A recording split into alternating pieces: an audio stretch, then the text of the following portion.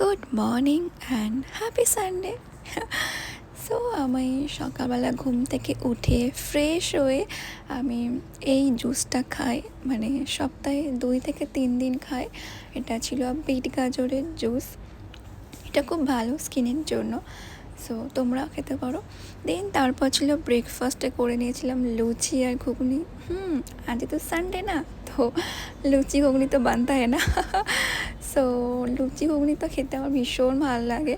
And তারপর আর কি আমার কিছু কাজ ছিল, সেই কাজগুলো কমপ্লিট করে দেন স্নান টান করে পুজো করে নিয়ে তারপর দেখলাম বাইরে পড়ছে প্রচণ্ড পরিমাণে বৃষ্টি।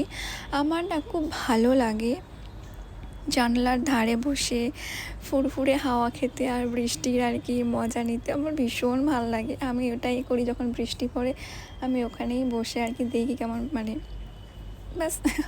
তারপর আর কি লাঞ্চ টাঞ্চ করে একটু রেস্ট নিয়ে তারপর দেখলাম একটা পার্সেল এসেছিলো নায়কা থেকে।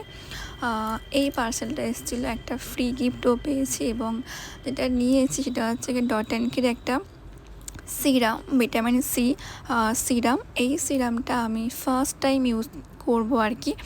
তোমরা জানিও যে এই সিরামটা কতটা ভালো। আমি যে শুনেছি বা রিভিউ দেখলাম বেশ ভালো আর কি দেখেছি, এবং আমরা সবাই জানি যে ভিটামিন সি সিরাম কতটা আর কি ভালো স্কিনের জন্য। তো আমি দেখবো ইউজ করে।